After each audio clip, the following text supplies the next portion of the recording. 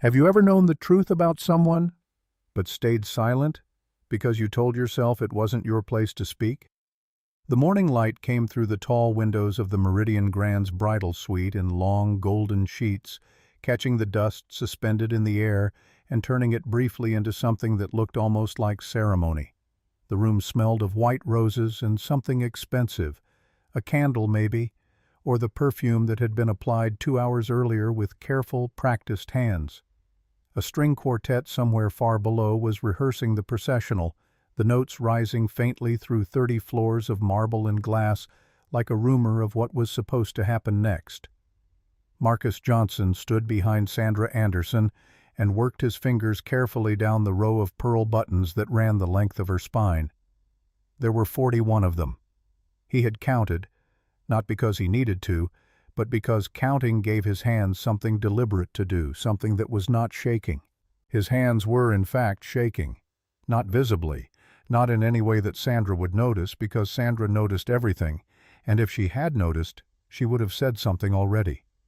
But Marcus could feel it, that fine tremor running from his wrists to his fingertips like a current he could not shut off. He had been standing behind her for most of 5 years.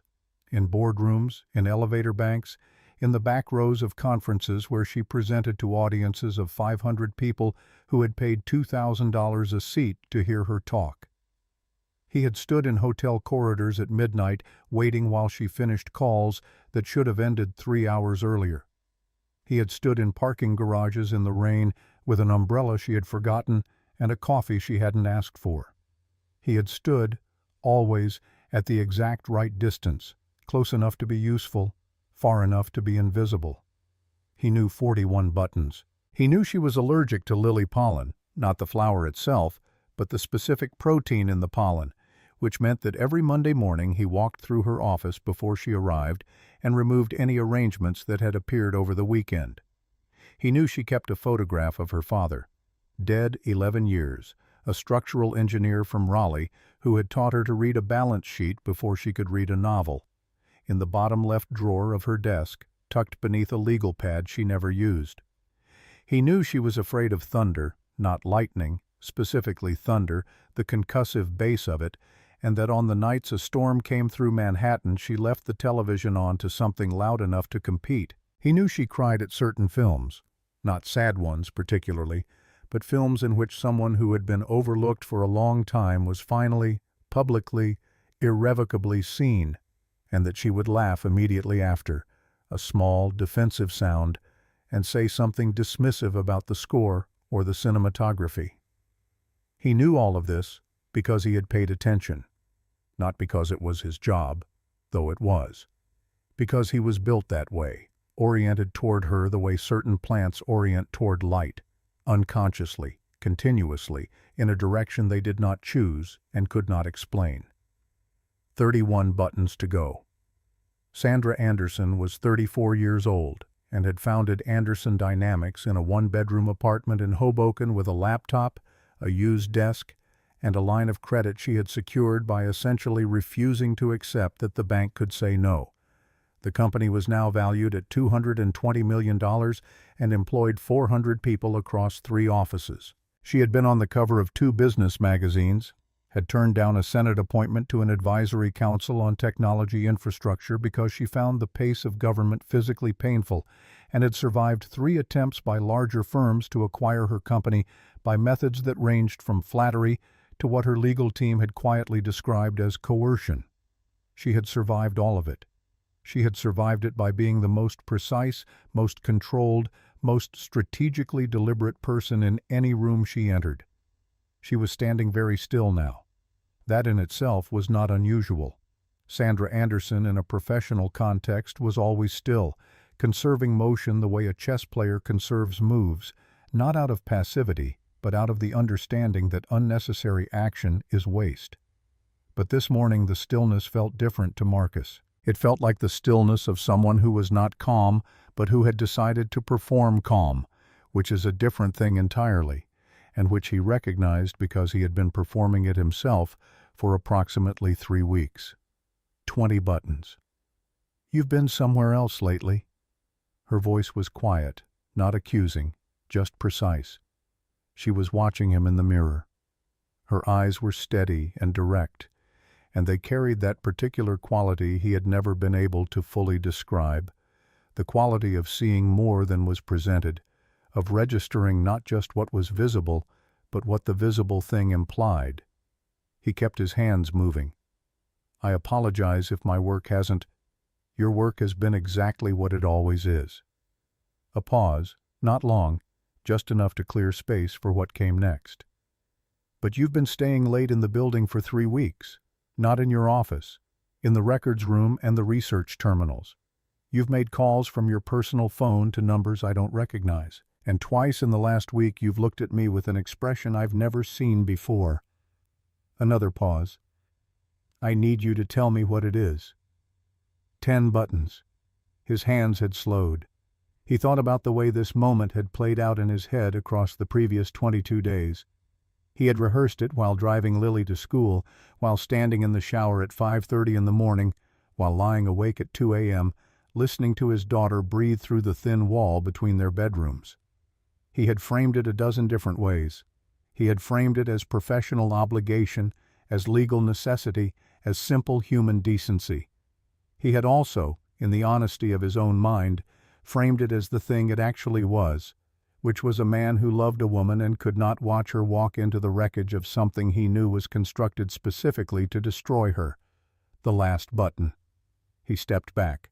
His voice, when it came, was low and even, and it cost him something to make it so. "Brian Thompson has a wife." He watched her face in the mirror. "A legal wife. Her name is Rebecca Sanchez. She lives in Darien, Connecticut. They were married 8 years ago in Albany. The marriage was never dissolved." The room held its breath. Sandra did not gasp. She did not reach for the back of a chair or press her hand to her mouth. She stood exactly as she had been standing, her reflection in the mirror composed and unreadable.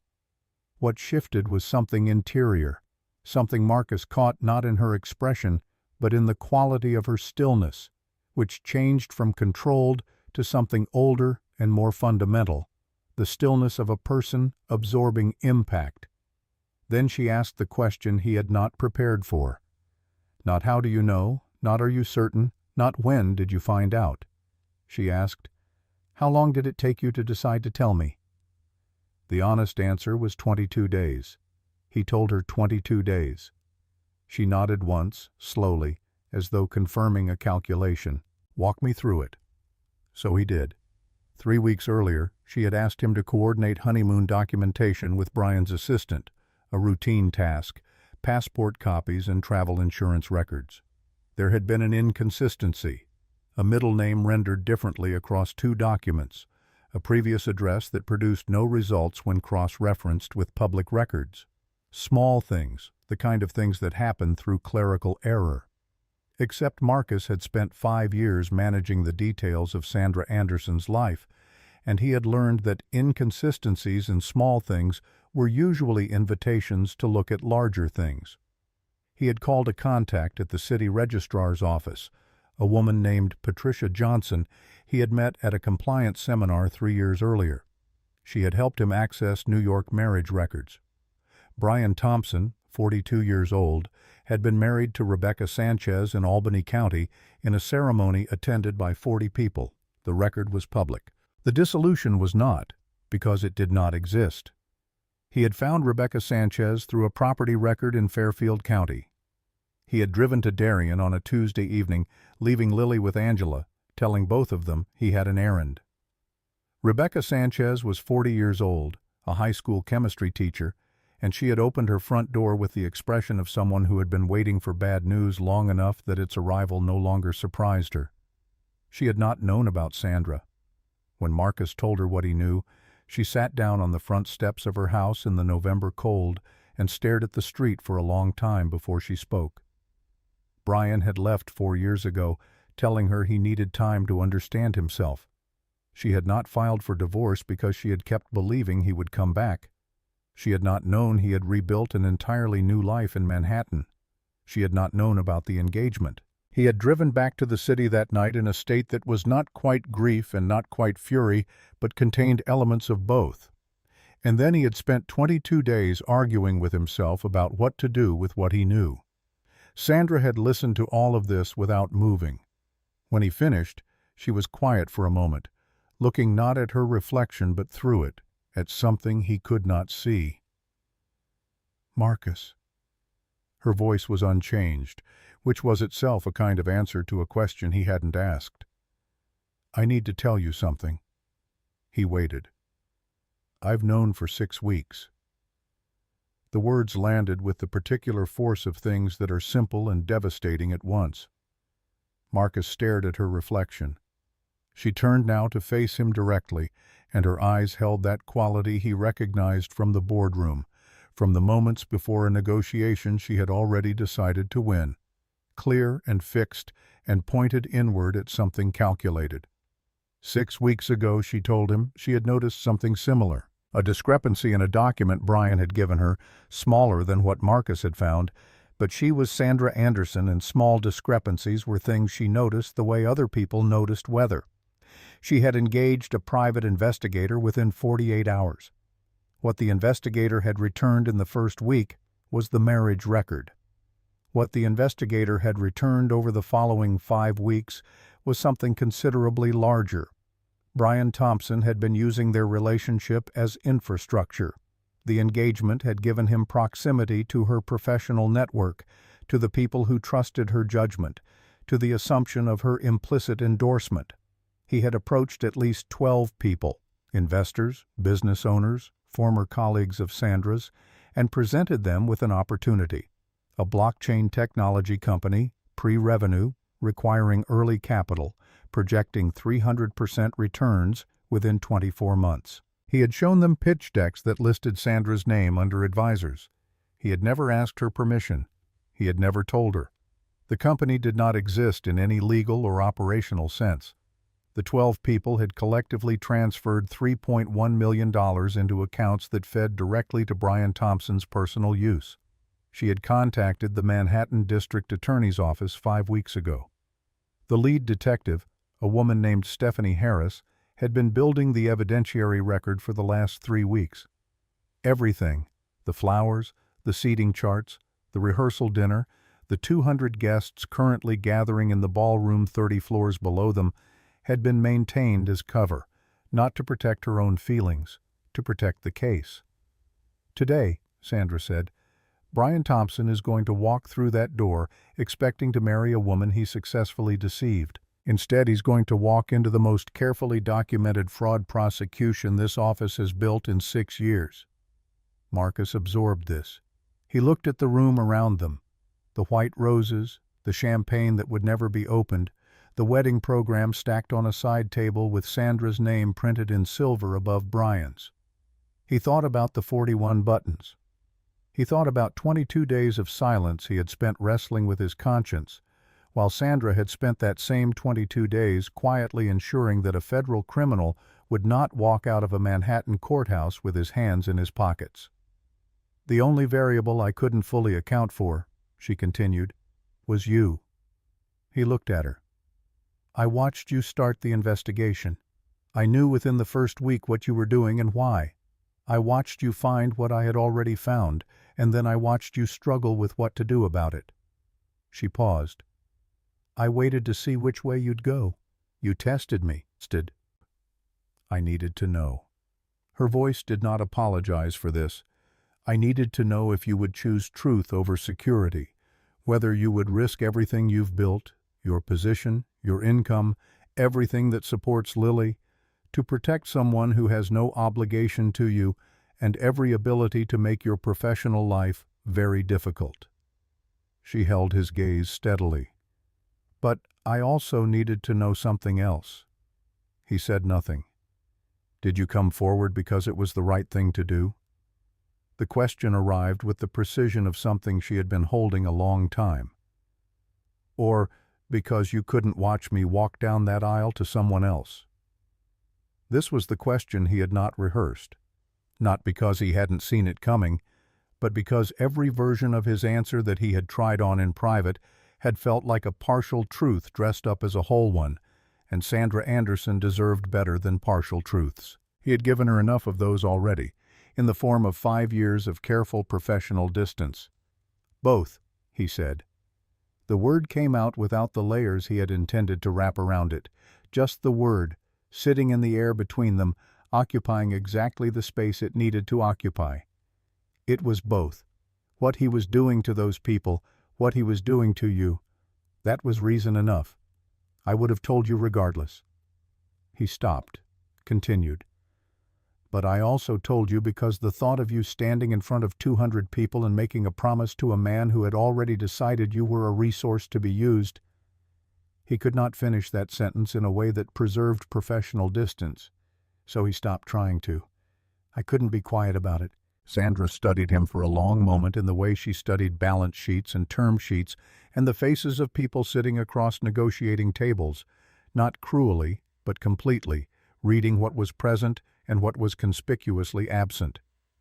But what nobody in that room understood, not even Marcus himself, was that the moment he chose to speak, he didn't just save her, he finally chose himself.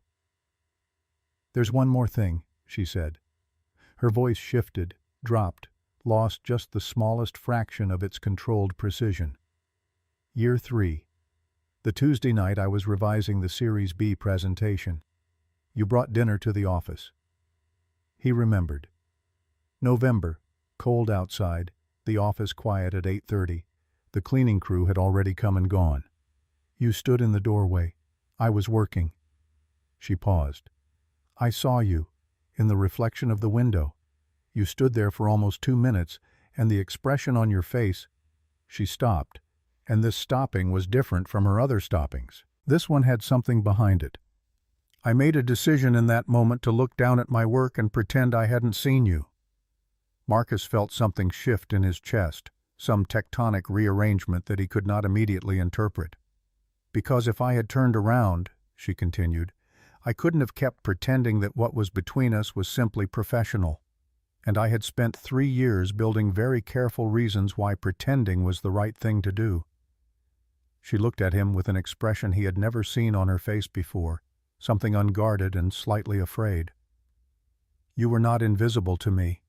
You were never invisible to me. I was just too afraid of what seeing you clearly would require me to do. He stood there in the morning light of a bridal suite with its unopened champagne and its 40 white rose arrangements and its wedding program stacked neatly by the door, and he understood for the first time the full weight of what they had both been carrying. He had spent 5 years assuming the distance between them was fixed geography, a natural and permanent feature of their respective positions, like altitude, like gravity, like the simple physics of the world. He had told himself the story so many times that he had stopped recognizing it as a story. He was the assistant, she was the CEO. The distance was structural, not chosen, not maintained through daily effort and private grief, not something that either of them was actively, effortfully holding in place. But Sandra had looked away from the window reflection on a Tuesday night in November of year 3. Not because she hadn't seen him, because she had. Marcus Johnson was 32 years old. He had grown up in Baltimore, the third of 4 children, his mother a registered nurse who worked overnight shifts and left instructions on the kitchen counter each morning in her careful, looping handwriting. His father had been present and then, at some point during Marcus's 11th year, significantly less present, and then absent in the particular way of men who did not leave dramatically, but simply reduced themselves gradually until one day the reduction was complete. Marcus had learned early that the most reliable thing in his life was his own judgment and his own effort, and he had built everything he had on that foundation. He had married Angela Young when he was 26, which was not too young but was perhaps too fast, and their marriage had been genuine in its intentions and genuinely incompatible in its daily realities. They had wanted different things from the same life. The divorce, when it came 3 years later, had been civil and devastating in equal measure, because Marcus was not a man who did things in halves. Lily had been 4 years old. She had handled it with the equanimity of a child who had not yet learned to anticipate loss, and then she had begun to cry every night for 8 weeks before she stopped, and Marcus had lain on the floor beside her bed those 8 weeks, listening, saying nothing because there was nothing to say, just being there in the way that sometimes presence is the only language that works. He had taken the job with Sandra Anderson on a Thursday morning in March 5 years ago, presenting a resume that was professionally adequate and concealing a desperation that he had dressed up very carefully in polished shoes and a rehearsed answer about his long-term professional goals. He had needed flexibility. He had needed income sufficient to support Lily and to continue sending money to Angela, not because the divorce agreement required it, but because Angela was struggling, and Lily lived half her life in Angela's house, and Marcus could not in good conscience separate those two facts. He had needed a position that would bend around school pickups and sick days, and the particular logistics of being a single father who was determined not to be a part-time one.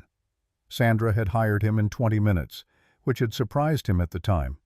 He understood later that she had recognized something in him not visible on the resume, a specific kind of person who could be trusted with everything and who would never confuse being trusted with being entitled.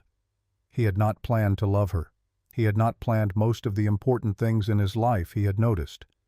They had tended to arrive unbidden and establish themselves with the permanence of structural elements, things around which you eventually built the rest of your architecture. He had driven Lily to school 3 weeks ago, and she had asked him from the back seat, in the matter-of-fact way that 9-year-olds deliver their observations, "Dad, why do you get a weird face when you talk about Miss Sandra?" He had told her he was thinking about work. Lily had accepted this with the polite skepticism she deployed when she knew someone was not telling the full truth, but had decided not to press it. She was very good at knowing when not to press things. She had gotten that from him, or perhaps he had gotten it from her. He was no longer certain which direction certain inheritances traveled between them. The photograph of his own father was not in a desk drawer. It was in the glove compartment of the sedan, tucked inside the manual he had never read, in a place he could access when he needed to and ignore when he needed to do that instead. His father had been, in Marcus's memory, a man of tremendous warmth and equally tremendous absence, which was perhaps the most painful combination available in the category of fathers. Marcus had spent most of his adult life trying to understand what he had inherited from this man and what he had decided, consciously, not to carry forward. The answer, as best as he had been able to determine, was that he had inherited the warmth and excised the absence, and that Lily was the proof of this, or at least the ongoing attempt at proof. He thought about all of this in the space of several seconds, standing in a bridal suite on the morning of a wedding that was, he now understood, a prosecution strategy, looking at the woman he had loved without permission for approximately 3 of the 5 years he had known her. "What happens now?" he asked. Sandra turned back to the mirror, not away from him but toward her own reflection, taking stock of something. "Now Brian arrives, and we let the plan proceed." She glanced at him sideways. "I need you to stay in this room. Not to protect me. George and his team have the hallway covered, and Stephanie's people are staged in the service corridor. I need you here because—" She paused, and the pause was different from her professional ones. "Because I have spent 6 weeks doing this alone, and I am very tired of doing things alone." Marcus nodded. Something in him that had been wound tight for 22 days loosened by a fraction. Not all the way.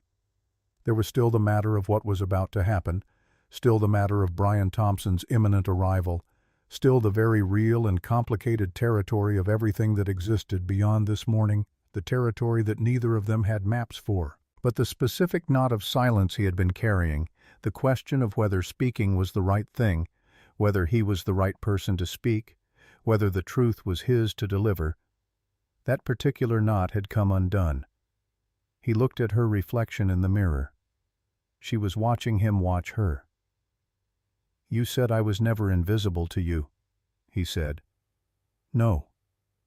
That whole time. That whole time. He thought about the Tuesday night, the window reflection, the decision she had made and then remade for approximately 730 consecutive days. He thought about the expression she said she had seen on his face in that reflection, an expression he had no memory of making because it had not been performed, It had simply been what his face did when he was not managing it, when he forgot for 2 minutes that management was required. He thought about Lily asking why he got a weird face. There was a knock at the door. Not the hesitant knock of hotel staff. The confident, proprietary knock of a man who believed the room and everything in it already belonged to him. George White's voice came through the door, controlled and neutral. "Mr. Thompson is here." Marcus looked at Sandra. She straightened. Not physically, she was already straight, but something in her settled and hardened into the form he knew from conference rooms and board presentations, the form that had built a $220 million company and survived 3 hostile acquisition attempts. She looked at his reflection one last time. "Stay beside me." Not behind her. Beside her. He crossed the room and stood to the left of the door as she opened it. Brian Thompson filled the frame the way men who have been told they are impressive tend to fill frames, broadly, with the assumption of welcome. He was 42, Jim maintained, wearing a tuxedo that had been cut to make him look like a man arriving at his own ascension. He was carrying a small velvet box. His smile was immediate and warm and completely practiced, the smile of someone who had learned early that warmth was a tool and had been using it as one ever since. His eyes moved past Sandra, found Marcus, and the smile did not disappear but reconfigured slightly. "Sandra." He reached for her. "You're late," she said. 20 minutes, I know. The traffic on Lex was—" His eyes came back to Marcus with the mild irritation of a man encountering furniture in an inconvenient location. "Can we have a moment?" "No," Marcus said. The word arrived before he had decided to say it.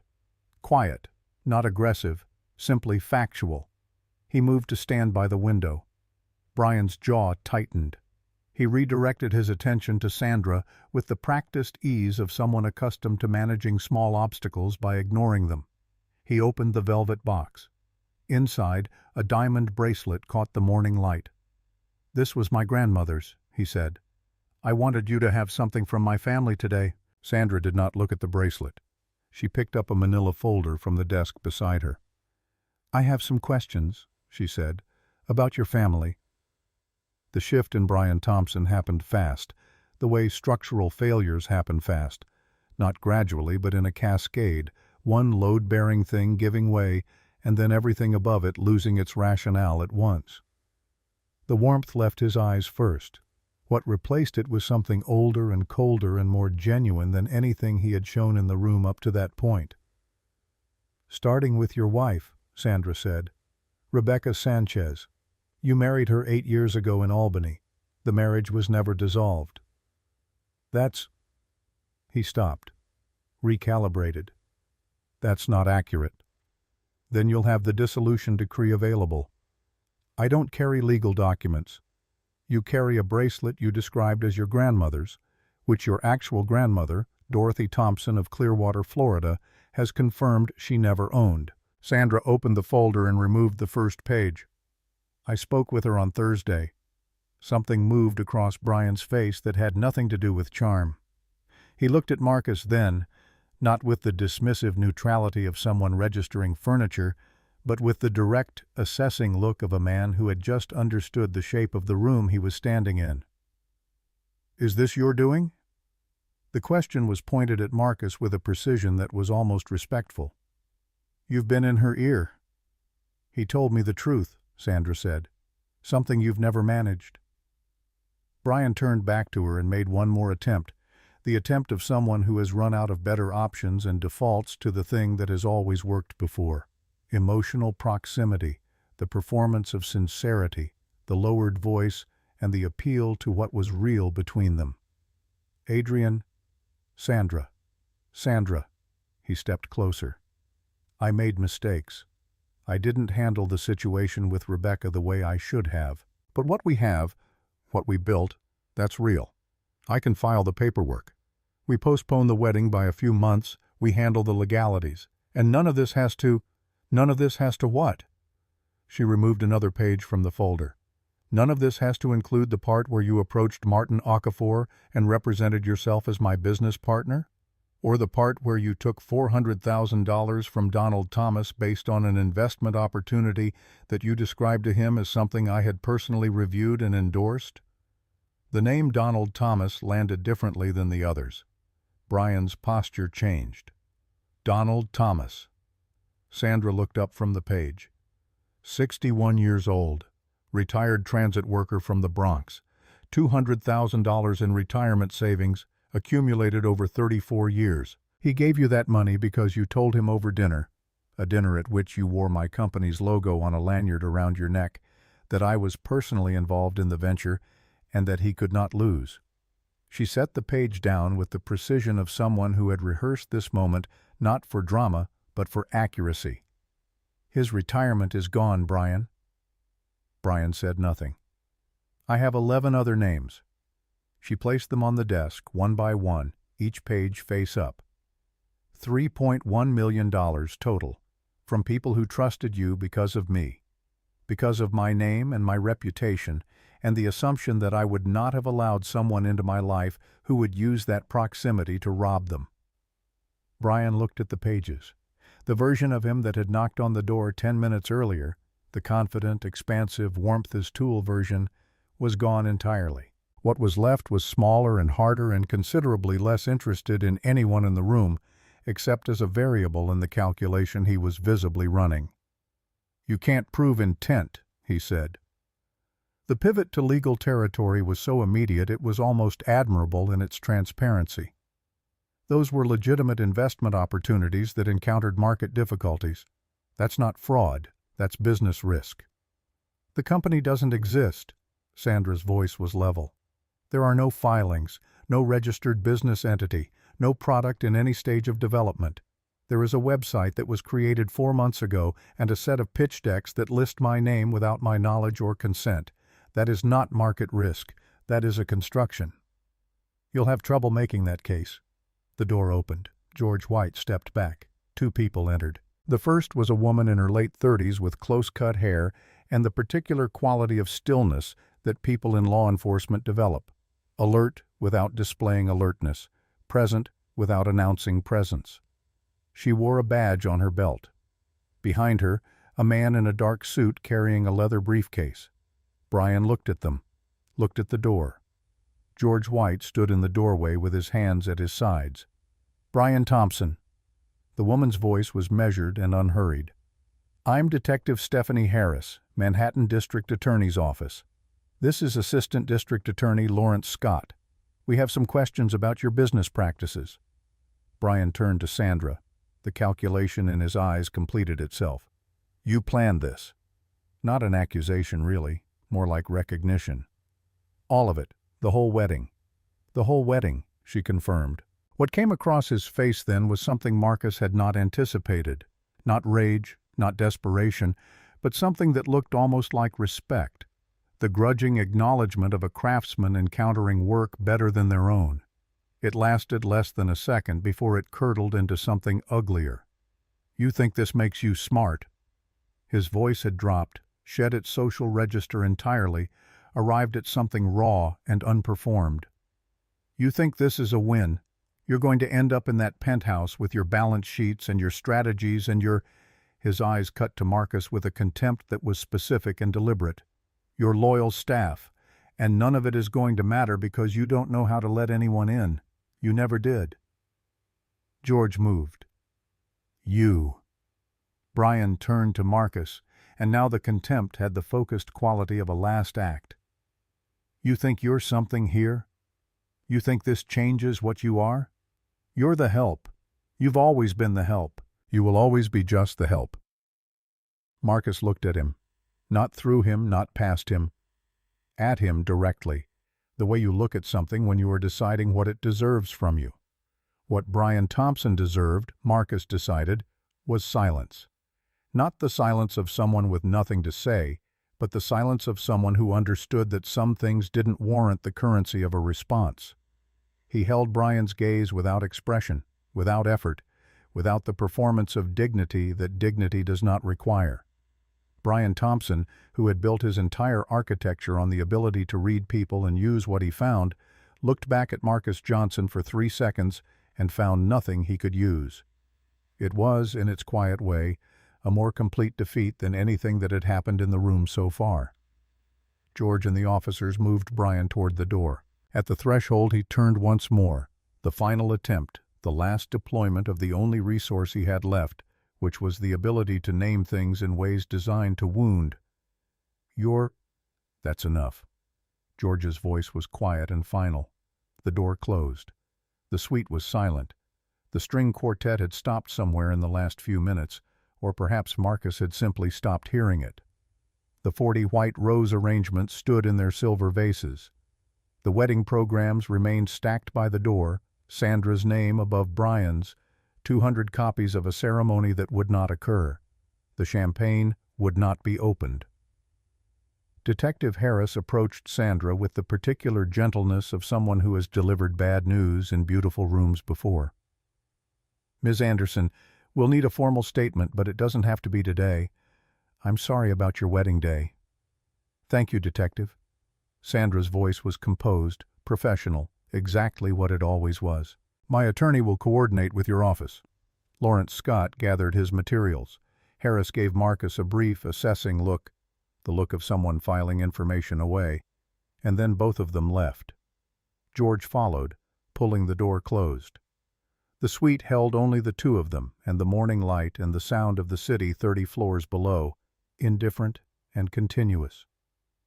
Sandra stood in the center of the room in her wedding dress. She did not move to take it off. She did not reach for her phone. She stood and looked at the space where Brian Thompson had been standing, and her face held an expression that Marcus had not seen there before. Not grief exactly, and not relief exactly, but the expression of someone at the end of a sustained effort, when the effort is finished and the body doesn't quite know what to do with the absence of its necessity. 6 weeks, she said quietly. Not to him, really. To the room, to the fact of it. 6 weeks of tasting wedding cakes and reviewing seating charts and smiling when he put his hand on my back at dinner, of performing, of being someone who didn't know what I knew. She stopped. "I'm very tired." "I know." She looked at him. "Help me with the buttons." He crossed the room. She turned her back to him, and he began, his fingers more careful now than they had been this morning, moving upward this time, undoing what had been so carefully done. "Marcus," her voice was quiet. "Yes. When this is over, when we go downstairs and do what has to be done, when the lawyers and the press and all of the very complicated rest of this begins." She stopped. "I don't want to do it the same way I've done everything else." He waited. "Alone," she said. "I don't want to do it alone." He reached the last button. His hands rested briefly at the base of her neck, not quite a touch, the warmth of proximity, and then he stepped back to give her the space to turn. She turned. "I know," he said. And this time the two words carried something different than they had carried a few minutes earlier. This time they were not just acknowledgement, they were a beginning. Downstairs, 200 people were waiting for a wedding. In the hallway, George White was coordinating with the hotel's management team and a PR strategist named Nicole Torres, who had materialized from somewhere and was already quietly managing the information perimeter. In the Manhattan District Attorney's office, a case file was being updated with the morning's developments. In Darien, Connecticut, a woman named Rebecca Sanchez was, Marcus hoped, going to be okay. None of that was going to be easy. None of what came next bore any resemblance to what had been planned. Marcus Johnson had spent 5 years standing 3 steps behind a woman he loved, telling himself the distance was fixed, structural, a permanent feature of the world as it had been arranged. This morning he had walked into a room intending to tell the truth about someone else and had instead, improbably, told the truth about himself. That was not nothing. That was, in fact, everything. He straightened his jacket, the tie that Lily had helped him choose on Saturday morning. She had approved it after significant deliberation, declaring that it made him look very serious but not boring, which she had explained was the ideal combination. He thought about Lily for a moment, her 9-year-old certainty, her dinosaur books, her theory that birds were modern dinosaurs trying to remember how to be brave. Maybe that was the thing. Maybe that had always been the thing. He held the door open. Sandra walked through it, and this time Marcus Johnson walked out beside her. Brian Thompson had been in the hallway for less than 4 minutes before the sound of him disappeared entirely.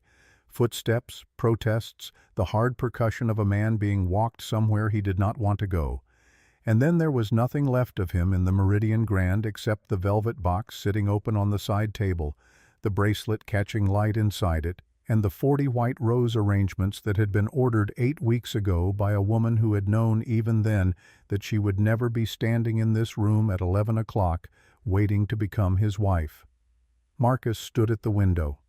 Below, Manhattan moved with its usual indifference, yellow cabs threading through intersections, pedestrians navigating each other on the sidewalks, with the practiced efficiency of people who have long since stopped registering the extraordinary nature of their ordinary morning.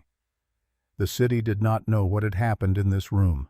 The city would know by afternoon, when Nicole Torres released the statement she was already drafting somewhere in the building, but right now the knowledge was contained in this suite and in a set of police vehicles pulling out of the Meridian Grand service entrance, and the gap between those two states, private truth and public fact, felt to Marcus like something he wanted to hold on to for as long as it lasted. Sandra was at the desk, her wedding dress exchanged now for the charcoal shift dress she had apparently stored in the suite's wardrobe for exactly this contingency, which told Marcus everything he needed to know about the completeness of her preparation. She was on the phone with her attorney, her voice low and clipped, delivering information in the compressed shorthand of someone who has already made all the decisions and is now simply transmitting them. Her other hand rested flat on the desk beside the manila folder, still and deliberate, the hand of someone who had finished one task and had not yet permitted herself to feel the weight of what the task had cost. George White appeared at the suite door, knocked twice, entered without waiting. He had worked security for Anderson Dynamics for 4 years, and he had the particular quality of loyalty that expresses itself through competence, through being exactly where he was needed, exactly when he was needed, without requiring direction. He looked at Marcus first, a brief assessing glance, the kind that asked a question without asking it. Marcus gave a small nod. Everything under control. George's expression registered this and moved on. "The press is outside the main entrance," George said, his voice pitched low enough that it wouldn't carry to Sandra's call. 3 outlets confirmed, probably more by now. Nicole is managing the perimeter, but they're going to want a statement before noon. And Mrs. Wilson is downstairs. She's been asking for Ms. Anderson since the officers went through the lobby. Marcus considered this. Margaret Wilson, Sandra's mother, had flown in from Charleston 2 days ago for the wedding, and she had the quality of Southern women of a certain generation who expressed love through the vigorous management of other people's circumstances. Her presence downstairs, asking questions, was not a problem to be avoided so much as a force to be directed. Tell Nicole to hold the press with a prepared statement, pending no specifics yet, and ask Mrs. Wilson to wait in the green room off the main corridor. Tell her Sandra will be down in 15 minutes and that she's all right. George nodded and was gone. Sandra ended her call. She set the phone down on the desk and sat very still for a moment with her hands in her lap, looking at the window, and Marcus watched her do the thing he had watched her do in boardrooms and in the aftermath of difficult negotiations, the thing where she located herself, took inventory of the current position, and rebuilt her orientation around whatever the ground actually was, rather than what it had been expected to be. It usually took her about 30 seconds. It took her longer this morning. "My mother is downstairs," she said. "Green room, off the main corridor. She'll wait." Sandra looked at him with something that was not quite surprise, but contained an element of it, the look of someone who has been managing alone for so long that the experience of being managed, gently, competently, without being asked, registers as slightly foreign. "Thank you. The press is outside. Nicole has them contained for now, but you'll need to address them before tonight." "I know." She stood. "The guests first." He had expected her to hesitate at this. 200 people downstairs, dressed for a celebration that was not going to happen, and among them at least several who had lost real money to the man Sandra had been engaged to, which meant that the emotional register of the room was not going to be uniformly sympathetic. But Sandra Anderson did not hesitate at the things most people would hesitate at. She hesitated at different things. At vulnerability, at admission of need, at the acknowledgement that she could not control every outcome. Standing up in front of 200 people and telling them a hard truth was, for her, significantly easier than what she had done in the last 10 minutes of this suite. They rode the elevator down in silence. The number above the doors counted backward. Marcus stood beside her, not behind, not at the professional remove he had maintained for 5 years, but beside, in the ordinary spatial arrangement of two people who were going somewhere together. It was a small thing. It was not a small thing. The elevator opened to the Meridian Grand's main corridor, and Nicole Torres materialized immediately from a side hallway, tablet in hand, her expression carrying the specific strain of a communications professional watching a situation evolve faster than her messaging can keep pace with. She was excellent at her job, which meant she was excellent at rapidly recalibrating, and she did this now in the space of a single glance that took in Sandra's changed dress, Marcus standing beside her, and the general shape of whatever the morning had become. "The guests are in the ballroom," Nicole said, her voice low and rapid. "Approximately 180 present, 20 who left after the police activity in the lobby. The hotel staff has been briefed to hold the room. Catering is on standby." She paused, a fractional hesitation. "Martin Okafor is in the room. Donald Thomas as well. I'd recommend—" "I'll speak to them directly," Sandra said. "All of them." Nicole processed this. A recommendation formed behind her eyes and then dissolved, because she had worked for Sandra Anderson long enough to know the difference between decisions that invited counsel and decisions that were simply being announced. "I'll make sure the mic is live at the front of the room." The ballroom of the Meridian Grand was designed for the architecture of celebration: crystal chandeliers, pale walls dressed with silk panels, round tables set with ivory linens, and the centerpieces that Sandra's wedding planner had spent 3 weeks perfecting. The altar at the far end of the room was still standing, white roses framing an arbor that no one was going to stand beneath today. The guests had migrated from their seats into the loose, uncertain clusters of people waiting for information, their formal attire now looking slightly incongruous, a costume for an occasion that had not arrived. The room quieted when Sandra entered. Not immediately. In waves, the conversation dropping table by table as people registered her, registered the charcoal dress, registered that she was walking to the front of the room with the deliberate, unhurried stride of someone who had something to say and was going to say it. Marcus stopped at the edge of the room, near the side entrance. This was her moment, not his. His job right now was to be a fixed point, something she could orient to if she needed it, something that held its position while the rest of the room moved. She stood at the front without the microphone. Her voice carried without it. "Thank you for coming today." A pause, not for effect, but for the genuine acknowledgement of what she was asking these people to absorb. "I know you're here because you care about me, or because you believed you were going to witness something worth witnessing. I want to be honest with you about what's happened, because you deserve that, and because I am very tired of performing." The room was completely still. She told them. Not the way a press release tells things, managed, passive-voiced, liability-conscious, but the way a person tells things when they have decided that clarity matters more than protection. Brian Thompson had been arrested this morning on multiple counts of wire fraud. He had used their relationship, her name, her reputation, to steal from people in this room and outside it. He had also, as it happened, never been legally available to marry her, which was a smaller crime than the fraud, but not an irrelevant one. She had known about the fraud for 6 weeks. She had made the decision to continue planning the wedding because the alternative, confronting Brian privately, watching him disappear into whatever new identity he would construct, would have meant that the people he had already stolen from would never see accountability, and that the people he had not yet reached would eventually be reached. She did not apologize for the strategy. She did not apologize for the deception the strategy had required. She did, plainly and without qualification, take responsibility for the fact that her association with Brian Thompson had been the instrument of harm to people who had trusted that association. Donald Thomas stood up from a table near the back. He was 61 years old, and he was wearing a suit that Marcus could tell was his good suit, the one saved for occasions that mattered, and his expression held the particular dignity of a man who has been genuinely wronged and is deciding in real time how to carry it.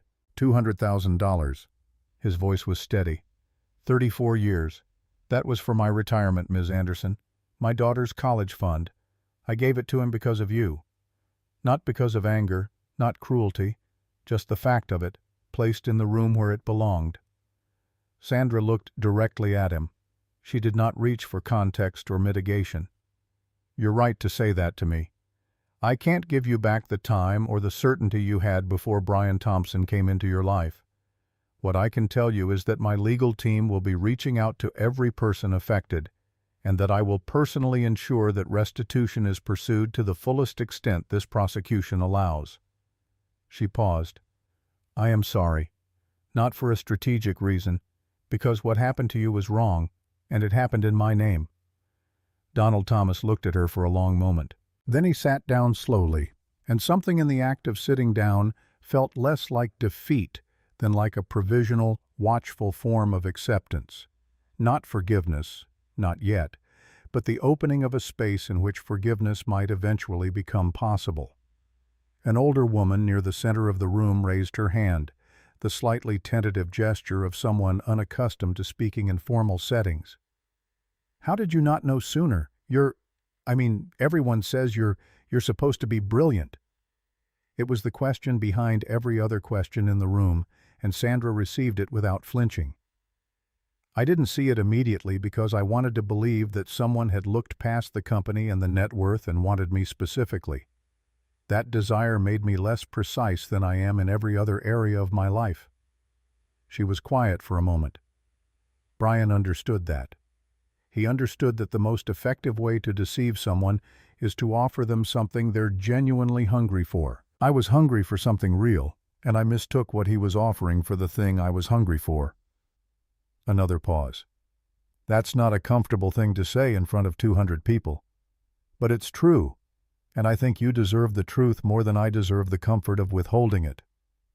Richard Mercer, who had written the first significant check for Anderson Dynamics 11 years ago and had been watching Sandra Anderson build things ever since, began to clap. It was slow, measured, the kind of applause that carries no celebration, only acknowledgement. The room picked it up, unevenly at first, then with more coherence. Not a triumph, but a recognition, a collective decision about what had been observed and what it was worth. Marcus watched from the edge of the room and felt something complex move through him. Admiration, but not the simple kind, the kind that doesn't cost anything. The harder kind that recognizes what something required of the person doing it. The room began to decompress. People moved to the tables, to the food that the catering staff began quietly circulating, to the small private conversations that large shared experiences generate. Margaret Wilson found her daughter near the altar and held her for a long moment without speaking. Marcus watched Sandra lean into it, briefly, allowing herself to be held in the way she rarely allowed herself anything that was not strategic. Then Nicole Torres appeared at Marcus's side. The legal team needs her in the next 45 minutes, Nicole said, and the DA's office sent a message. Detective Harris is available for Sandra's formal statement whenever she's ready, but recommends today. Also, she paused, a professional hesitation. People are noticing you, that you're here, that you've been beside her. Marcus looked at her. I know. Is there anything I should be preparing for? In terms of... Not yet, Marcus said. Let today be what it is. Nicole held his gaze for a moment, reading whatever was there, then nodded and moved back toward her work. An hour later, when the room had settled into the quiet, slightly surreal atmosphere of a reception without a wedding, Sandra found Marcus near the side entrance and looked at him with the expression he had been watching develop since the elevator. the expression of someone who has completed an enormous thing and has arrived at the far side of it to discover that the far side is not rest exactly, but a different kind of open. "I want to leave," she said. Not a request, not a CEO instruction, just a person stating a true thing. "Where do you want to go?" She thought about this in a way she rarely thought about anything, without an immediate answer ready, without a destination already selected and a rationale already constructed. "Somewhere that doesn't know my name." He considered. Then, "Come with me." The sedan was in the hotel's underground garage, occupying a space between a black Range Rover and a silver Mercedes in the way that a 12-year-old Civic always occupies such spaces, not apologetically, but without pretense. Sandra looked at it when they reached the garage level, looked at it in the way she had never looked at it in 5 years of it being simply the vehicle Marcus drove, and something in her expression shifted. Not condescension, something closer to recognition, as though the car's honest, unperforming existence was itself a form of information about the man who drove it. She got in without comment. He drove north through Manhattan and then east, taking the FDR Drive along the river, the city opening up on one side and the water running dark and steady on the other. Sandra sat with her hands in her lap and watched the buildings pass and said nothing, and Marcus understood that the silence was not uncomfortable but necessary, the silence of someone who has been talking and managing and performing since 6 o'clock this morning and needs the simple mercy of not being required to do any of those things for a few minutes. He parked on a side street in the East 80s, near the small park he brought Lily to on Saturday afternoons when the weather allowed, a narrow strip of green along the river's edge with wooden benches and a view of the water, and in the distance the arc of the Queensboro Bridge catching the afternoon light. It was not a remarkable place. It had no architectural distinction and no famous associations and no reason to appear on any list of things a visitor to New York should see. It was simply a place where ordinary life happened, where people walked their dogs and ate sandwiches and sat with their faces turned toward whatever warmth the season offered, and where Marcus Johnson had sat on dozens of Saturday afternoons watching his daughter count boats and argue with seagulls and construct increasingly elaborate theories about the secret social lives of pigeons. They sat on the bench closest to the water. The October afternoon was cool and clear, the light coming off the river in flat silver sheets. Sandra said nothing for a long time. Marcus waited. He was good at waiting. It was perhaps the skill he had developed most thoroughly in 5 years of being the person who managed the space around someone else's life, the person who knew when to speak and when to simply hold a space open. Then, without warning, she was crying. Not the controlled, purposeful tears of someone who has decided to cry, but the unmanaged kind. The kind that arrives before you can decide whether to permit it, that comes from somewhere below the level of strategy or performance. She made no sound. Her face did not contort. She simply sat on the bench with her hands in her lap and tears running down her face, and Marcus understood that this was 6 weeks of holding arriving at its terminus, and that the terminus was a wooden bench by the East River on a Tuesday morning in October, which was not where anyone would have planned it to arrive, but was, perhaps, exactly where it needed to. He did not touch her. He did not speak.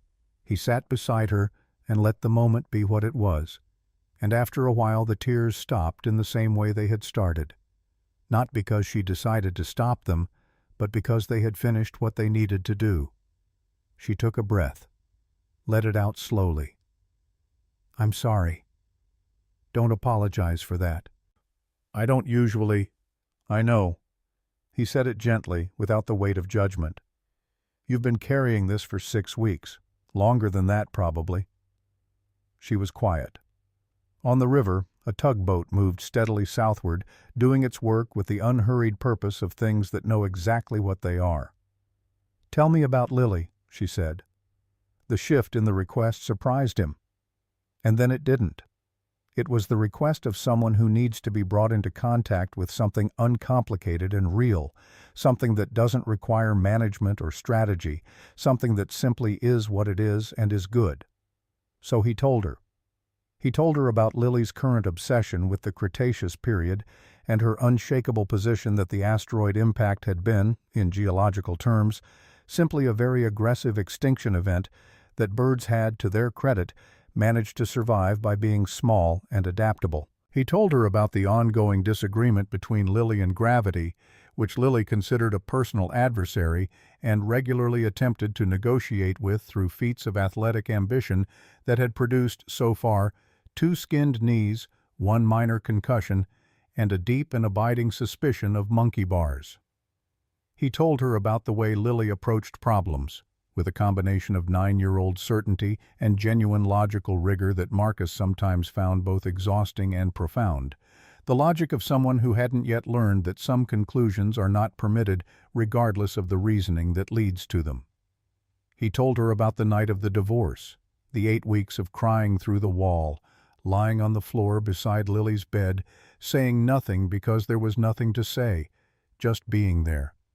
He told her this not for sympathy, but because it was the truth of how he had learned that sometimes the most useful thing you can offer another person is simply your continued presence. Sandra listened with the quality of attention she brought to things that mattered to her, complete, unhurried, the kind that asks questions not to redirect but to understand more fully. She asked about Lily's mother. He told her about Angela, about the nature of the end of that marriage, about the arrangement they had found their way to. Not warmth, exactly, but a working civility organized around Lily's welfare, which was, Marcus had come to believe, the most generous thing 2 people who hadn't managed to stay married could do for the child they had made together. "She sounds extraordinary," Sandra said. "Lily." "She is. She's the best decision I've made." Sandra looked at the water. "Does she know about today? That you were going to be at a wedding?" "She helped me pick my tie on Saturday. She said it made me look serious without being boring." He paused. "She's 9 years old and she already has strong opinions about professional aesthetics." Something moved through Sandra's expression, something warm and slightly wistful, the expression of someone encountering a version of ordinary life that they had not permitted themselves to want too directly. "What are you going to tell her about what happened?" "The truth, in terms she can work with." He considered that sometimes people aren't who they present themselves to be, and that being a good friend sometimes means saying the hard thing, even when it would be easier to say nothing. Sandra turned to look at him. "Am I your friend, Marcus?" The question was simple, and not simple at all. It was carrying several things at once: the morning's events, the conversation in the bridal suite, the 2 years she had spent looking deliberately away from a window reflection, the 22 days he had spent arguing with his conscience about a truth he was always going to tell. It was carrying the question of what category adequately described what they were to each other after 5 years of being, professionally, one thing and privately, another. "Yes," he said, "though I'll admit the shape of it is something I'm still working out." She held his gaze, and in her expression he could see the thing he had seen in the bridal suite, the rare, particular quality of Sandra Anderson, with her defenses not down exactly but set aside, placed deliberately on a surface where they were available but not currently in use. It makes you wonder how many good men are standing 3 steps behind someone they love, waiting for permission to matter. Her phone buzzed. She glanced at it, and the moment, not ruined but changed, brought back into contact with the world that was waiting, shifted. "Nicole, the press statement is ready for my review. You should go back." "I know." She didn't move immediately. "Marcus, what Brian said, before they took him." She paused, finding the precision she wanted. "About you being, about the help. I want you to know that it doesn't require a response," he said, "from either of us." She looked at him for a moment, reading whatever was in the steadiness of his face, and then she nodded, slowly, in the way of someone who has received an answer that is also a lesson. "How do you do that?" "Do what?" "Hold yourself that way, without needing to defend it." Marcus thought about this genuinely, because it was a genuine question. "I think," he said after a moment, "it's because I know what I am. Not what Brian Thompson thinks I am. Not what any particular room thinks I am. what I actually am." He paused. "When you know that clearly other people's opinions of it become less structurally significant." Sandra absorbed this. She looked back at the river. The tugboat had gone. A pair of kayakers were working upstream against the current, their paddles dipping and pulling in the steady rhythm of people engaged in something requiring effort. "I built my company on knowing exactly what it was worth," she said quietly, regardless of what any given investor or competitor thought on any given day. I knew the underlying value, and I held to that when the market said otherwise. A pause. "I've never managed to apply that principle to myself." "You will." "You sound certain." "I've watched you do harder things." She was quiet for a moment. Then she stood, the motion carrying the resolution of someone who has rested exactly as long as they could afford to and is now returning to what's necessary. She looked down at him, still seated on the bench, with an expression that held both the professional Sandra Anderson he had known for 5 years and something newer, something that had been permitted into the light this morning for the first time and had not yet been persuaded to go back. "Come back with me," she said. "I have to do about 6 difficult things in the next 3 hours, and I'd rather not do them alone." Marcus stood. The October light was making long shadows through the park's thin trees, and in the distance the city was moving through its afternoon the way it always did, vast and continuous and entirely indifferent to individual acts of courage. He thought about Lily on Saturday morning, selecting his tie with the grave authority of someone for whom all decisions carry appropriate weight. He thought about the 41 buttons and the 22 days, and a woman looking away from a window reflection in November of year 3 because she understood that seeing clearly carries obligations. He thought about what it cost to tell the truth and what it cost not to. He had paid both prices now, across different seasons of his life, and the accounting was not even close. "Lead the way," he said. They walked back through the park toward where the sedan was parked, and Marcus did not walk 3 steps behind. He walked beside her, at the pace she set, in the ordinary physical arrangement of 2 people going somewhere together, which was, on this particular Tuesday in October, neither a small thing nor a complicated one. It was simply what came next, and what came next, after that, was still unwritten, which was not a problem. It was the whole point. The Monday after the wedding that wasn't came in gray and cold, the kind of November morning that arrives without apology and asks nothing of you except that you show up anyway. Marcus Johnson showed up at Anderson Dynamics at 7:45, 15 minutes earlier than usual, wearing the same tie Lily had approved for the previous Tuesday, because it was still the right tie, and because some things do not require changing simply because the world has rearranged itself around them. The building felt different. Not physically. The lobby was the same lobby, the elevator bank the same elevator bank, the particular quality of air-conditioned corporate silence the same as every other morning he had walked through it. What was different was the way people looked at him. Not all of them, not obviously, but enough. The brief upward glance from the reception desk, the fractional hesitation in the hallway near the coffee station, the kind of awareness that moves through an organization the way weather moves through a system, invisibly but completely. The story had been in 3 publications by Sunday evening. Nicole Torres had managed the framing with her usual precision, but no amount of skilled communications work could prevent people from reading and drawing conclusions, and the conclusions available from the publicly known facts included at least one that placed Marcus Johnson in a new and uncharted relationship to the woman who ran the company. He went to his desk, his old desk, the one he had occupied for 5 years, the one he was scheduled to occupy for exactly 1 more day, and began the work of transitioning his files. Sandra had informed him Friday afternoon, in a brief call that was professionally direct, that the organizational changes she had been developing for several months would be formally announced Monday morning. His replacement as her personal assistant had already been identified, a young woman named Kimberly Taylor, 4 years of executive support experience, impeccable references, currently in her notice period at a financial services firm across town. The transition documentation Marcus was preparing now was for Kimberly. He was thorough about it, more thorough than the situation strictly required, because 5 years of managing Sandra Anderson's professional life had generated institutional knowledge that lived nowhere except his own head, and if Kimberly Taylor was going to do this job well, and Marcus intended to leave her every advantage, she needed that knowledge transferred with the same precision that had generated it. He was halfway through the calendar documentation when George White appeared at the end of his row and tilted his head toward the elevators. "Conference room," George said. 9 o'clock. "Ms. Anderson asked me to make sure you were there." Marcus saved his work and went.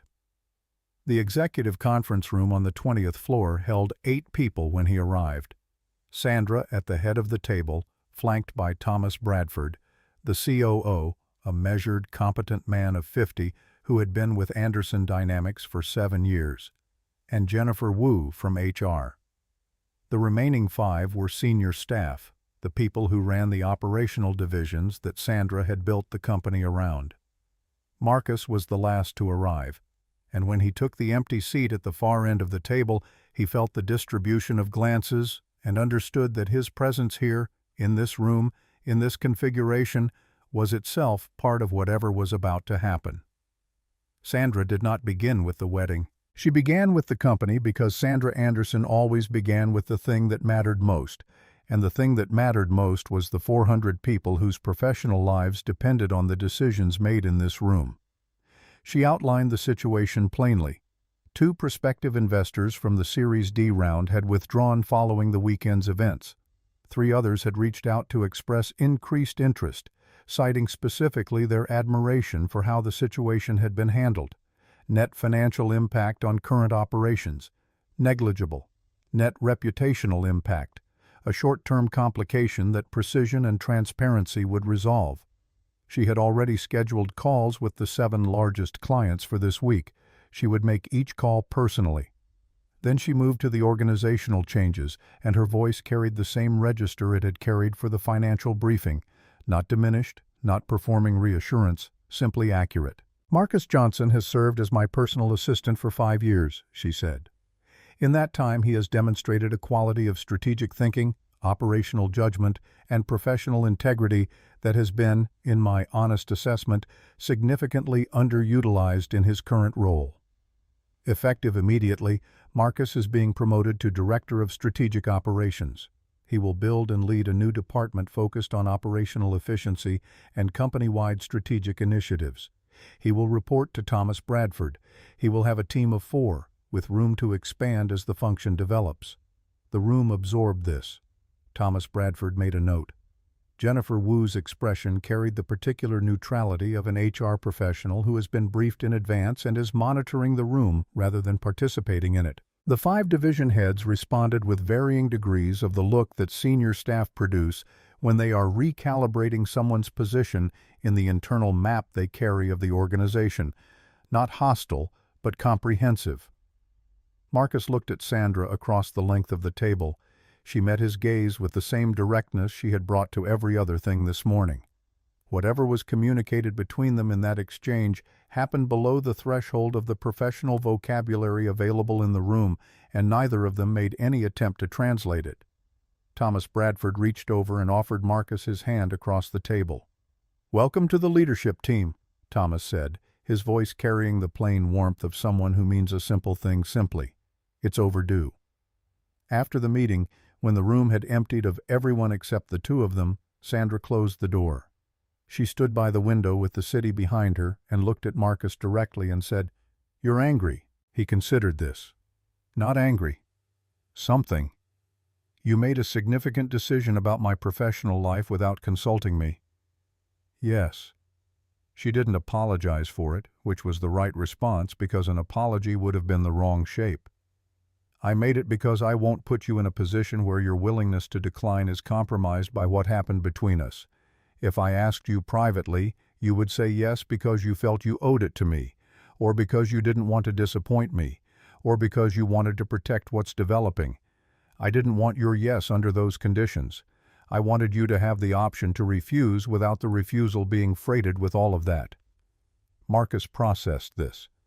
It was the most Sandra Anderson sentence that had ever been said in his presence. completely logical, completely generated by genuine consideration for him, and also completely a form of control exercised in the name of removing control. He found, somewhat to his own surprise, that he was not as frustrated by this as the structure of it might suggest. He was, in fact, moved by it, in the complicated way you are moved by someone making an imperfect attempt to love you well. "You're still trying to manage the variables," he said. "I know." A pause. "I'm trying to manage them in your favor. It's a different thing." "Is it?" She looked at him for a moment with the expression she had shown on the park bench, the one without the defenses. "I want you to be here because you chose to be here. Not because proximity to me made it the easiest choice. I want you to build something that is yours, that would still be standing and still be worth something if I wasn't in the picture." She stopped. "Can you understand that?" He could. The understanding arrived not as concession but as genuine recognition, the recognition of someone who had spent 5 years building their value on proximity to another person's work rather than on their own, and who had been handed this morning the chance to find out what he was made of when the proximity was no longer the point. It was a more generous gift than a promotion. It was the gift of being required to discover himself. "I understand," he said. "Then sign the paperwork with Jennifer this afternoon." A pause, and the professional register softened by a fraction. "And Marcus, thank you for everything that happened last week. I want to say that here, in this room, so you know it's not something I'm saving for a private moment where it's easier to say." He nodded. They stood in the conference room with the city visible behind Sandra, and the distance between them exactly what it was. Changed, not resolved, moving toward something neither of them had finished articulating yet. Jennifer Wu was waiting outside. She had a folder, the kind of folder that HR professionals carry when they are delivering information that needs to be documented. She led Marcus to her office on the 18th floor and laid the contents out with her usual efficiency. The job description for Director of Strategic Operations, which Marcus read carefully because he was the kind of person who read things carefully. The compensation documentation, which he read with the same care. And then a third document which Jennifer placed at the end with a different quality of attention, the quality of someone who has thought carefully about how to present something. "This is voluntary disclosure," she said. "It's standard policy when there's a personal relationship, actual or developing, between employees at different organizational levels. It documents that any relationship is entered into freely, that the reporting structure has been adjusted to remove direct supervision, and that both parties understand the company's guidelines." She paused. "Ms. Anderson asked me to prepare it proactively. It goes in a confidential file accessible only to me and the COO. Nothing in it affects your employment status. It exists to protect both of you." Marcus looked at the form. It was a 2-page document, thorough and carefully drafted, which told him that it had not been prepared this morning. "When did she ask you to prepare this?" he said. Jennifer's expression carried the specific neutrality of someone who has been asked a question they are not going to answer. "I'd recommend reviewing it at your own pace and returning it when you're ready. There's no timeline." He took the folder back to his new desk, on the 19th floor, in an office that had been set up at some point over the weekend with furniture and a nameplate and a window that looked south toward Lower Manhattan. And he sat with it for a long time. Not because the decision was complicated, because he wanted to make it with the full weight of what it meant, rather than in the momentum of a morning that had already moved very fast. He thought about Lily. He thought about Lily first, because Lily was first, because Lily had always been and would always be first, and because any decision that affected the architecture of his life affected hers. He thought about what it would mean for her if this went well, and what it would mean if it didn't, and he thought about the conversation he needed to have with her before anything else could move forward, and about what version of the truth was appropriate for a 9-year-old who would, he knew, handle the real version better than most adults would. He signed the promotion documentation that afternoon. He took the disclosure form home. The following Saturday was bright and cold. the trees in Riverside Park having completed their transition to bare branches, the soccer fields marked with fresh lines on grass that was still green despite the season. Lily's team, the Blue Sharks, whose record remained, as Lily herself put it, a work in progress, had a game at 10 o'clock. Marcus had told Lily the previous night that someone was going to come watch, someone from work who was also his friend. Lily had processed this information with the focused attention she brought to all significant news. "Is it the superhero businesswoman?" she asked. He had told her yes. Does she like dinosaurs? He had told her he wasn't sure, and that Lily would have the opportunity to find out firsthand. Lily had considered this and then asked, "What if she eats pizza with a fork?" Marcus had told her to give the woman at least one chance to demonstrate her pizza-eating methodology before reaching conclusions. Sandra arrived at the field at 9:52, wearing jeans and a dark jacket and carrying a messenger bag that Marcus had not seen before, and she was managing her anxiety with the same technique she applied to board presentations, by appearing not to have any. He knew she had anxiety because he knew her, and he knew that the particular quality of stillness she was projecting as she walked across the grass toward him was costing her something. He said nothing about this. He simply met her at the edge of the field and stood beside her. Lily came off the warm-up drill at a run, her cleats leaving small marks in the turf, her ponytail at its characteristic angle of moderate chaos. She stopped 2 feet from Sandra and looked at her with the direct, unhurried assessment of a child who has not yet learned to disguise evaluation as politeness. "Do you like dinosaurs?" Lily said. Sandra looked at her steadily. "The Utaraptor," she said, "not the velociraptor. Most people get that wrong because of the movies, but velociraptors were approximately the size of a border collie. Utaraptors were the ones that could actually do damage." Lily's expression underwent a rapid recalibration. She said, "Their sickle claw was 9 inches long." Sandra said, "And they used it as a precision instrument, not a blunt one, more like a scalpel than a hammer." Lily turned to look at Marcus with an expression that said several things simultaneously, and then turned back to Sandra. She said, "Okay, come watch from those chairs over there. We're probably going to lose, but I'm the starting striker, so at least that part will be good." She ran back to her team. Sandra looked at Marcus, and something in her face had shifted. The managed stillness replaced by something genuine, something that had arrived without her arranging for it. The Blue Sharks lost 4-1. Lily was, as promised, the most engaged player on the field, pressing forward with a relentlessness that produced one genuine near miss and earned a respectful look from the opposing team's coach. After the final whistle, she came to the sideline with grass stains on both knees and the expression of someone who has given everything available and remains unapologetic about the outcome. She looked at Sandra and said, "What did you think?" Sandra said, "You played like someone who doesn't accept the premise that losing is the same as failing. That's rarer than the score suggests." Lily absorbed this. Then she said, "We're getting pizza. You have to come."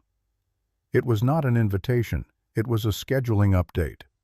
At the pizza place 3 blocks from the park, a family restaurant with checkered tablecloths and a jukebox that nobody had updated since approximately 2003, Lily sat beside Sandra in the booth with the naturalness of someone who has made a decision and is acting on it without ceremony. When the pizza arrived and Sandra reached, by habit, for a fork, Lily fixed her with a look of profound concern. Sandra put the fork down and picked up the slice with her hands, and Lily nodded once, satisfied, and began eating with the focused efficiency of someone refueling after athletic expenditure. The conversation moved through dinosaur migration patterns and plate tectonics and the physics of soccer free kicks, which Lily believed were being systematically underutilized by professional coaches who had, in her view, an irrational attachment to conventional formations. Sandra engaged with each topic as though it were genuinely interesting to her, which Marcus recognized was not performance but actual attention, the same quality of attention she brought to things that mattered, and which told him that Lily had, in whatever internal accounting Sandra Anderson used, been placed in the category of things that mattered. When Marcus went to the counter to pay, Lily looked at Sandra across the table with the candor that 9-year-olds deploy when they have decided a thing is important enough to say directly. She said, "My dad gets a different face when he talks about you. Like he's happy but also nervous, like before a penalty kick." Sandra met Lily's eyes and said, with the honesty that the situation and the child required, "I feel the same way about him." Lily thought about this for a moment. She said, "Then you should both probably stop being nervous. Being nervous doesn't help with penalty kicks either." When Marcus returned to the table, Lily said, "I think you passed the tests." Sandra said, "There were tests." Lily said, "There are always tests." She reached into her jacket pocket and produced a small plastic dinosaur, a Utaraptor, worn at the edges from being carried in pockets for an indeterminate period, and placed it on the table in front of Sandra. "You can borrow this," she said, "for luck. Return it when you don't need it anymore." Sandra looked at the small plastic dinosaur for a moment, and Marcus watched something move through her face that had nothing to do with strategy or management or the controlled presentation of self that had governed most of her professional life. She picked it up carefully and said thank you, and meant it in a way that went considerably further than the 2 words. Walking back to the cars through the bright November cold, Lily held Sandra's hand without asking permission and without making anything of it, the way children connect to people they have decided to accept, directly, without ceremony, as though the connection were simply the obvious next thing. Sandra looked down at the small hand in hers and then looked at Marcus, and whatever she found in his face produced an expression that he had not seen there before and did not have a name for yet, but recognized the way you recognize something true before you have the vocabulary for it. That night, after Angela had picked up Lily, Marcus called Sandra. She answered on the second ring. He told her about the disclosure form. He told her he was going to sign it. He told her he wanted her to know he had made the decision before the day with Lily, not because of it. That the decision had been made in the conference room on Monday when he understood what she was actually offering, which was not a promotion or a title or even a relationship, but the specific and irreplaceable thing of being seen clearly and valued accurately by someone who understood what accurate meant. She was quiet for a moment after he said this. Then she said, "She gave you her Utaraptor." He said, "She gave you her Utaraptor." Sandra said, "I know. I've been holding it for the last 4 hours." He said, "That's Lily's highest form of endorsement. She once refused to lend it to her best friend for a sleepover." Another pause, and in the quality of the silence he could hear her deciding something, moving through the internal sequence that preceded her arriving at a thing she was going to say directly. She said, "Marcus, I want to try this. Not carefully, not strategically. I want to try it the way I should have tried things years ago, before I convinced myself that managing the risk was the same as living the life." She paused. "I'm going to make mistakes. I'm going to try to control things I shouldn't try to control. I'm going to default to strategy when I should default to presence." He said, "I know." She said, "You keep saying that." He said, "Because I keep meaning it differently each time." He filed the disclosure form the following Monday. Jennifer Wu accepted it without comment. Thomas Bradford acknowledged the organizational change with the measured equanimity of a COO who had been briefed and had made his peace with the information. The staff talked, because staff always talks, but Nicole Torres had prepared a simple internal communication that addressed the reporting structure change in factual terms, and the response was, largely, the response Marcus had anticipated. A period of observation, followed by the pragmatic acceptance of people who had work to do and found the work unchanged by whatever was happening in the executive relationships above them. 3 months moved through.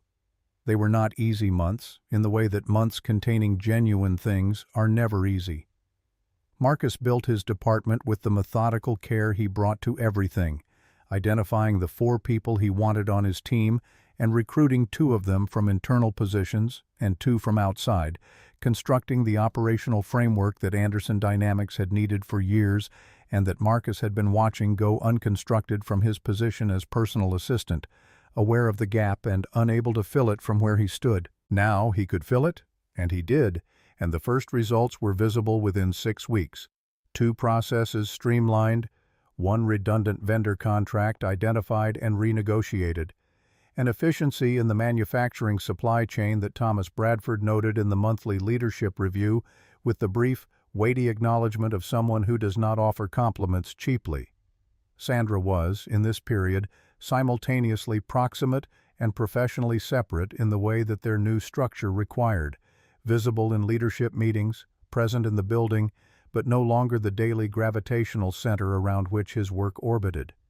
He found, somewhat to his surprise, that this felt less like loss than like coming into focus. He had not known, in 5 years of managing someone else's life, how much of his own native capacity had been occupied with that task. The removal of the task did not diminish him. It revealed dimensions he had been carrying untested. They had dinner twice a week, sometimes at restaurants, sometimes at her townhouse, once at his apartment when Lily was with Angela, and the evening had arrived naturally at the decision to stay closer to home. They talked the way people talk when they are building something real. Not about the big things, always, but about the small things that the big things are made of. They talked about his father, the gradual reduction of him, and what Marcus had decided to inherit and what he had decided to leave behind. They talked about her father, the structural engineer from Raleigh, and the balance sheet he had taught her to read before she could read a novel, and how the habit of seeing the underlying value of things had served her everywhere except the places that mattered most. They talked about Lily, because Lily was perpetually worth talking about, and Sandra had begun to occupy a position in Lily's life that none of them had formally designated, but all 3 of them understood. Not a title, but a presence, regular and reliable and genuinely interested in the ongoing project of Lily Johnson becoming whoever she was going to become. The trial of Brian Thompson was scheduled for February, and as it approached, Marcus watched Sandra move through a specific and particular form of difficulty, not the difficulty of legal preparation, which she and her attorneys managed with their usual precision, but the difficulty of what the trial required her to be. It required her to be in public, in front of a jury and a courtroom and a record, a woman who had been deceived, not strategically outmaneuvered, not commercially threatened, deceived in the personal and vulnerable way by someone she had believed wanted her specifically. This was a different category of exposure than anything her professional life had demanded, and in the weeks before the trial he watched her move through the preparation with a tension he recognized as the tension of someone doing something that costs them. The night before the first day of testimony, she was at his apartment. Lily was with Angela. Sandra sat on the couch with her hands around a mug of tea that had gone cold and looked at the middle distance in the way of someone running through a sequence for the 1000th time and finding a new thing to worry about in it. She said, "What if I freeze up there?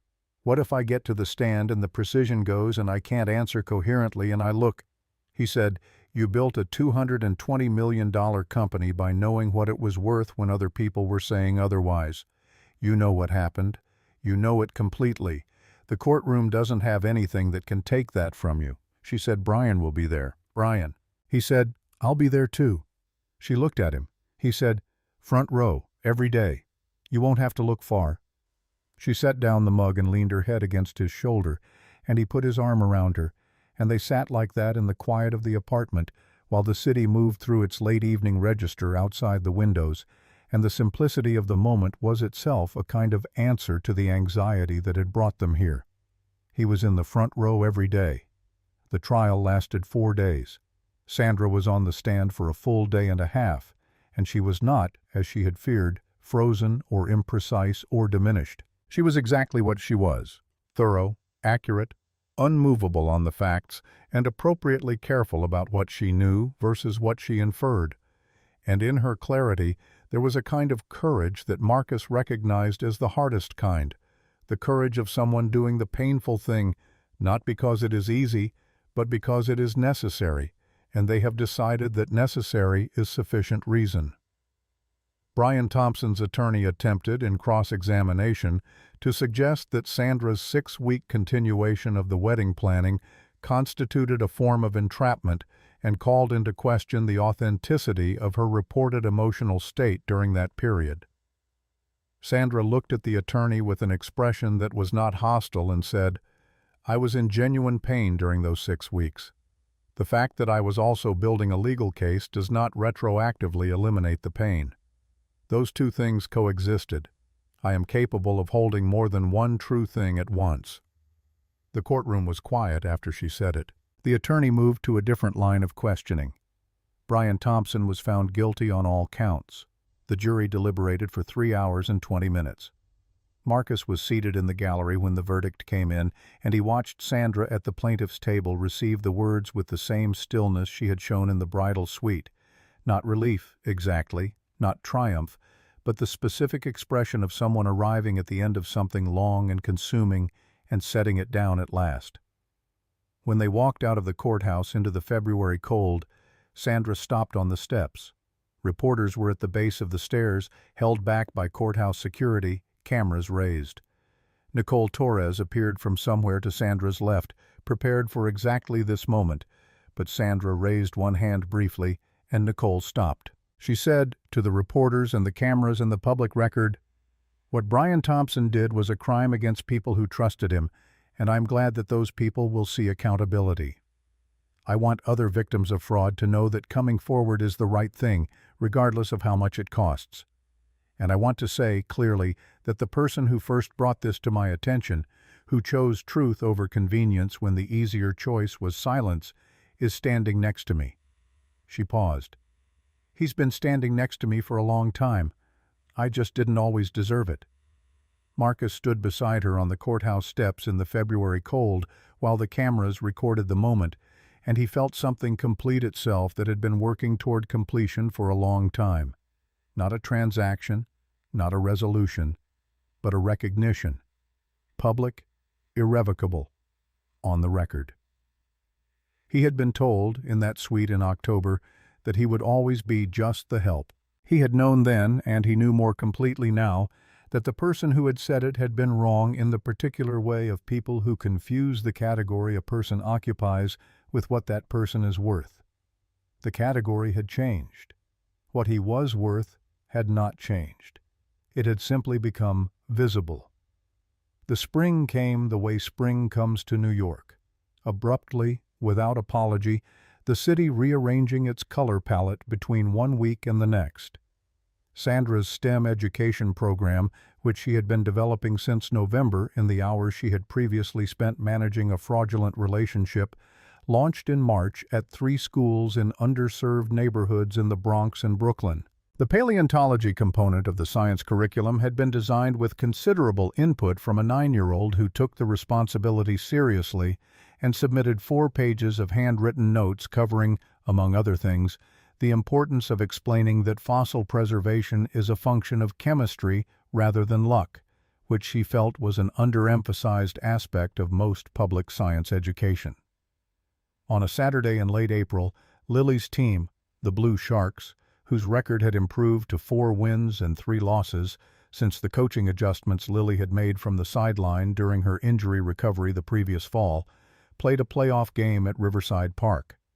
Marcus and Sandra sat together in folding chairs with the other parents, and Sandra had been coming to enough of these games by now that the other parents had absorbed her presence without particular comment, the way communities absorb things that simply keep showing up with consistency. In the 43rd minute, the Blue Sharks striker received a through ball that Lily had anticipated 3 moves earlier and delivered with the specific precision of someone who has spent the winter studying formations, and the ball went into the upper left corner of the net with the authority of something properly struck. The sideline erupted. Marcus was on his feet before he'd decided to stand. Sandra was beside him, on her feet simultaneously, and Lily on the field turned to find them in the crowd and found them immediately, her face completely open with the kind of joy that hasn't learned to protect itself yet. "Did you see that?" Lily yelled across the noise. Marcus said, "We saw it." And that was true in every sense that mattered. They had seen the goal, and they had seen Lily, and in the particular alignment of being on their feet at the same moment, having arrived there from different directions and different histories, they had also, simply, seen each other. Later, in the kitchen of Marcus's apartment, while Lily explained to anyone who would listen the precise geometric logic of the assist she had engineered, Sandra stood beside Marcus at the counter and said quietly, "Do you know what I thought about this morning when I was getting ready to come to the game?" He said, "Tell me." She said, "I thought, I get to go watch Lily play, not as an obligation, not as a strategic investment in a developing relationship, just, I get to go. And it's one of the things I get to do now." She paused. "I didn't know I would feel that way about it. I didn't know ordinary things could feel like something you'd been waiting for without knowing you were waiting." He looked at her. She was watching Lily through the kitchen doorway, Lily who was now demonstrating the assist with a rolled-up dish towel as a prop, narrating at full volume to an audience of the living room couch. He said, "That's what she does. She makes ordinary things feel like the point." Sandra said, "She gets that from you." He thought about this. He thought about what Lily had inherited from him and what he had inherited from people who had given him both good things and incomplete things, and how inheritance is not destiny, how you can choose which things to carry forward. He thought about a man who had been present and then gradually less present and then absent, and he thought about the fact that in all the years since, Marcus had not once, on any occasion that mattered to Lily, been the person who looked away. He thought about November of year 3, about a woman looking away from a window reflection because she understood that seeing clearly carries obligations. And he thought about the fact that she had looked away then and had not looked away since, and that there was a kind of courage in the delayed arrival of honesty that was not less than the courage of the immediate kind, was perhaps in some ways harder, the courage of admitting you have been waiting for something you convinced yourself you didn't want. Have you ever been the person nobody noticed, until the moment it mattered most? There are things we carry without names, the quiet loyalty of someone who shows up before they're asked, the patience of someone who waits for you to be ready instead of requiring you to arrive on their schedule. The specific kind of love that does not announce itself because it is too busy being useful. These things are real, and they are in the world, and they are more common than they appear, because the people who carry them are, by nature, not the people making noise. Marcus Johnson had spent 5 years standing 3 steps behind a woman he loved, telling himself the distance was structural, that the space between them was simply a feature of the world as it had been arranged. He had been wrong about that. The distance had been chosen, maintained, daily renewed through private effort. Closing it had required not grand declaration but the small and irreversible act of telling the truth. When telling the truth was the harder option. Sandra Anderson had spent 3 years looking away from her own reflection because she understood that seeing a thing clearly makes you responsible for what you do with the seeing. She had been right about that. What she had been wrong about was the calculation she had made, that the cost of seeing was greater than the cost of looking away. The cost of looking away, accumulated across years, is considerable. It is the cost of your own life, spent at a discount.